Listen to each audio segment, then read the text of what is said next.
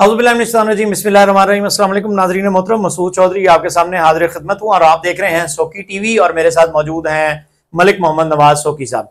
अस्सलाम वालेकुम सोकी साहब। वालेकुम सलाम, क्या हाल है भाईजान? आज हम नाज़रीन बात कर रहे हैं मलिक मोहम्मद नवाज सोकी साहब की दरखास्त है FIA में हिना अनवर साहिबा से मुताल्लिक, और ये लोक विरसा का जो सीजन 3 है उसकी किस्त नंबर 8 है।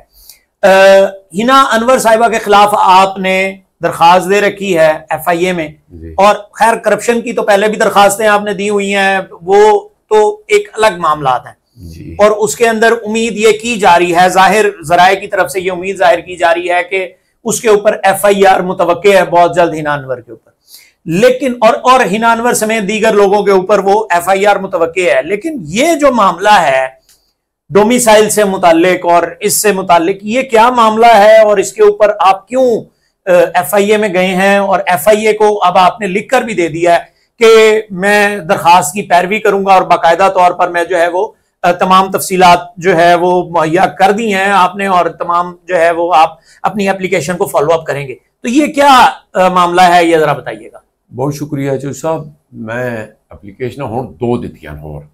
अच्छा जी। एक डायरेक्टर साहब हैं जेडे अनवारुल हक साहब जी जी, उन्होंने जेड़ा कि वो गलत तरीके ना भर्ती होया जी, ठीक। ये मैं तफसील अगले ये हम अगले प्रोग्राम में कर रहे हैं, लेकिन जनाब अच्छा हुण हिना अनवर साहब आए वे इन्होंने डोमिसाइल ही कोई नहीं गो कि मैं पहले भी शायद कहीं प्रॉमिस दसे उसी, लेकिन हुण प्रॉपर जेडी तुसी मेरे कोल पूछ रहे हो ना कि पूरी बात सही तरह एप्लीकेशन दे हवाले नाल जी जी होया कुछ इस तरह सी कि ये जेडी सीट सी ना ये सी KPK दी, ठीक है। उस वक्त दे ED साहब सन अक्सी मुफ्ती आल सवाल, ठीक है। उस सीट सी KPK दी, ये हिना अनवर साहबा दे वालदैन सियालकोट दे रहने वाले, सियालकोट के जी। अच्छा, हुण सीट आई है, जाहिर चीज है कि इन्हां ना मतलब दिलचस्पी है सी मुफ्ती साहब दी, अक्सी मुफ्ती साहब दी, वो फिर बाद में शहर मतलब आपस से मियां बीवी भी हो गए, कोई मतलब उससे जुर्म कोई नहीं, चीज होता रहता है, बाद में चला की उस पास मैं नहीं जाता। मेरा दुख ये वे मैनू कि जड़ा फनकारां दे हिस्से ते डाका मारिया गया, वो कि मैं खुद भी एक फनकार था, और उहदे विच ये वे कि इन्हें एक जैली डोमिसाइल क्वार्ट तो बनवा के ते जनाब मैंने ना फैला ना ला दिता, ओदी बुनियाद दे उते ले लई, फिर उन्हें तरक्कियां भी माशाल्लाह खूब कीतियां, ठीक है। और फिर ते इंज ना जिस तरह मालूम रियाज कहंदे सी ना, फिर तो फैल नूं स्पीड नूं पहिए लग गए ना, ठीक।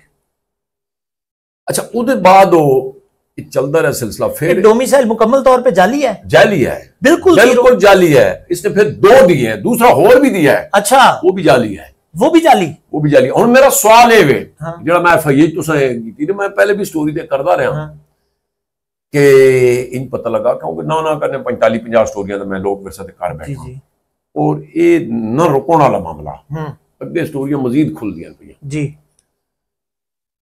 इनू उस वक्त कोई आई है डॉक्टर फौजिया सईद साहबा, अच्छा ED लोक विरसा जी, ठीक है। उदियां स्टोरियां जलादा पईयां हुईयां जी, ठीक है। मतलब मैं नहीं है वो तो इसको थोड़ा सा ਇਹਦੇ ਵਿੱਚ ਇਹ ਹੋਇਆ ਕਿ ਜਨਾਬ ਉਹਨੇ ਜਦੋਂ ਦੇਖਿਆ ਤੇ ਉਹਨੇ ਨੂੰ ਟਰਮੀनेट कर दिया। इंक्वायरी करके किया या ना पहले उसने कहा सबूत जब क्लियर है, इंक्वायरी की जरूरत ही नहीं है। हाँ, चार्जशीट किया, डिसमिस फ्रॉम सर्विस कर दिया है, मतलब पहले चार्जशीट किया बाद में डिसमिस कर दिया है। मैंने ऑर्डर दे दिया, उन्हें ऑर्डर दे दिया कि डिसमिस फ्रॉम सर्विस, ठीक है।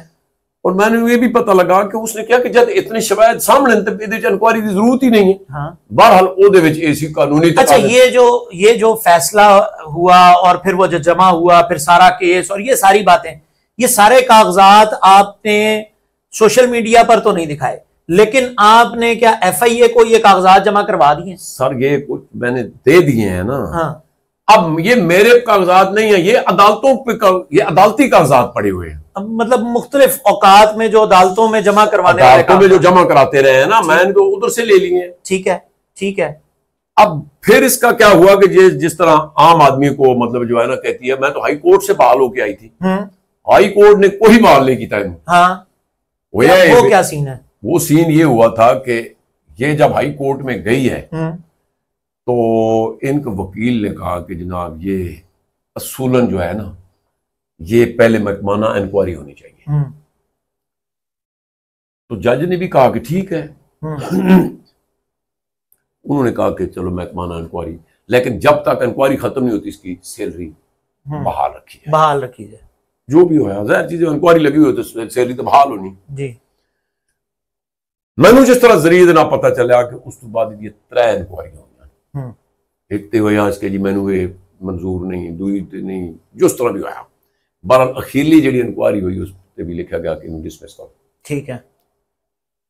फिर उदे तू जिस वक्त तो मेरा ख्याल है को अकाउंट ऑफिसर साहब, मैंने उनका नाम नहीं याद। अच्छा, लेकिन कागजात जो आपने जमा करवाया हाँ, उसमें ये हुआ कि जनाब उनके पास इजाफी चार्ज आया, उन्होंने चुप करके बहाल कर दी। अब आम लोग, अकाउंट अफसर के पास इजाफी चार्ज आया और उसने खामोशी से मोहतरमा को बहाल कर दिया। जो भी हुआ है बहाल अकाउंट अफसर ने किया है। अच्छा, अब आम आदमी को ये पता था कि फिर ये उसके बाद एडमिन में भी आ गई है। हाँ।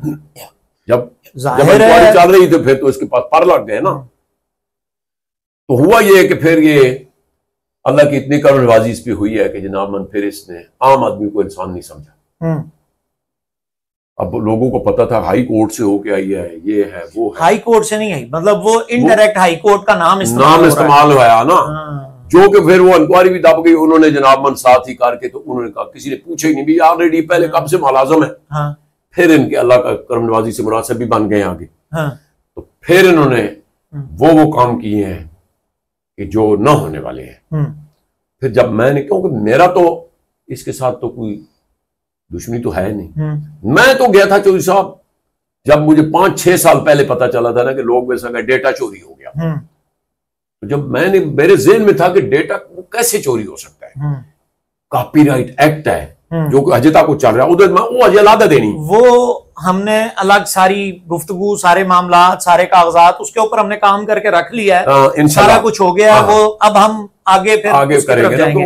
अच्छा, अब मुझे ये हिना अनवर वाले मामले में ही नाजरीन के लिए मैं सवाल पूछ रहा हूँ। अभी भी जी। कोई नवाज सुखी क्यों पीछे पड़ गया हिना अनवर के? सर मैं खुद आर्टिस्ट हूँ। हाँ। अब मैं आपको इस पे, ये कई लोग सवाल, बिल्कुल कई लोग सवाल करते हैं, कोई लोग सवाल करते हैं जी आपको लोग वैसे ही मिला है। हाँ। यार मैंने हिना अनवर ही मिली है यार। नहीं, हिना अनवर ही सारे ही उधर है ना अभी। अच्छा। तो मतलब ये अनवारुल हक वाली भी पिछली स्टोरी में, अगली स्टोरी वो बताएंगे जी। अब बसता ये है कि जिस तरह माँ को अपने औलाद का पता होता है कि इसका ये मसाइल है ना, मुझे फनकारों का ये पता है। अब मुझे आप ये बताएं कि एक आदमी हफ्जाबाद से आता है, एक 3 बंदों का ग्रुप आता है जो अमदाद हुसैन का इन्होंने बताया है। अब 1500 रुपए तो बस का टिकट है।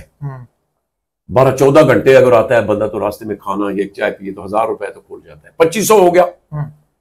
अब उसके बाद जनाब फिर क्या है, 2500 जाने का 5000 हो गया, 3 बंदों का 15000 हो गया।